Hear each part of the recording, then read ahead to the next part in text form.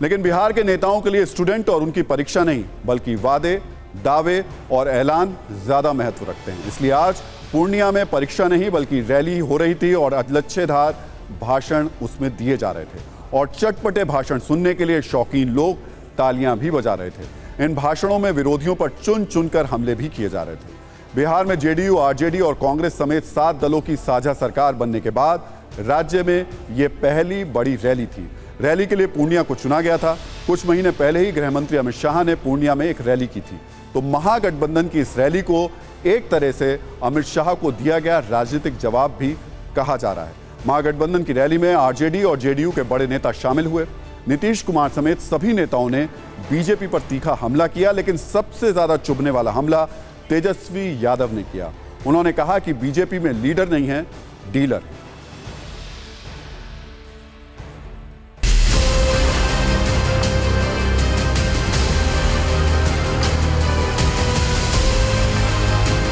ये भाजपा के लोग लीडर नहीं है। भाजपा में कोई लीडर नहीं, सब डीलर हो चुका है।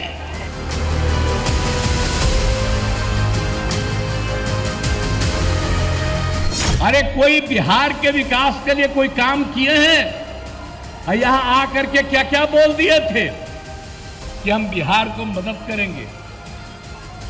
अब जितना मदद करने का ऐलान किया आज तक हुआ नहीं।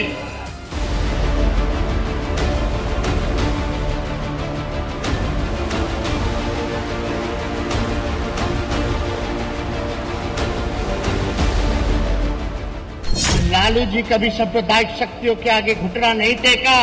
उनका बेटा भी ये वचन करता है, ये संकल्प लेता है कि सांप्रदायिक शक्तियों से, फिरकापरस्त शक्तियों से हम लोग लड़ने का ही काम नहीं करेंगे, बल्कि देश के जो इन लोगों ने सत्ता हासिल किया है तो सत्ता से बेदखल करने का काम हम लोग मिल करके, महागठबंधन की सरकार, हम सब लोग सातों दल मिलकर के जो है करने का काम करेंगे।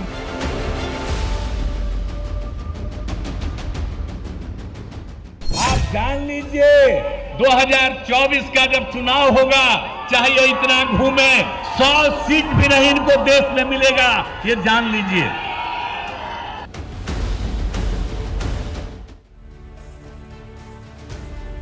ऐसा नहीं है कि नीतीश कुमार और तेजस्वी यादव की ओर से यह हमला एक तरफा था। अमित शाह को जवाब देने के लिए महागठबंधन की रैली पूर्णिया में थी, तो वहां से करीब 500 किलोमीटर दूर बिहार के ही वाल्मीकि नगर में अमित शाह भी हिसाब बराबर कर रहे थे।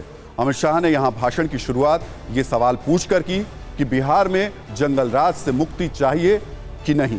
अमित शाह के निशाने पर खासतौर से नीतीश कुमार रहे, जिनके बारे में उन्होंने कहा कि हर 3 साल में नीतीश कुमार को पीएम बनने का सपना आता है और अब नीतीश कुमार के लिए बीजेपी के दरवाजे हमेशा के लिए बंद हो गए। हमारा वादा था कि हम नीतीश कुमार जी को मुख्यमंत्री बनाएंगे, हमने बनाया। मगर नीतीश बाबू भी ऐसे व्यक्ति है कि हर 3 साल में उनको प्रधानमंत्री का सपना आता है, हर 3 साल में।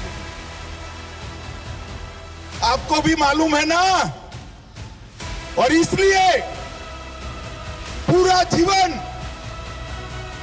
जयप्रकाश नारायण से लेकर आज तक जिस कांग्रेस के खिलाफ लड़े, जिस जंगल राज के खिलाफ भारतीय जनता पार्टी के साथ मिलकर यहां एनडीए की सरकार बनाई, वो जंगल राज के प्रणेता लालू प्रसाद यादव की गोदी में बैठ गए।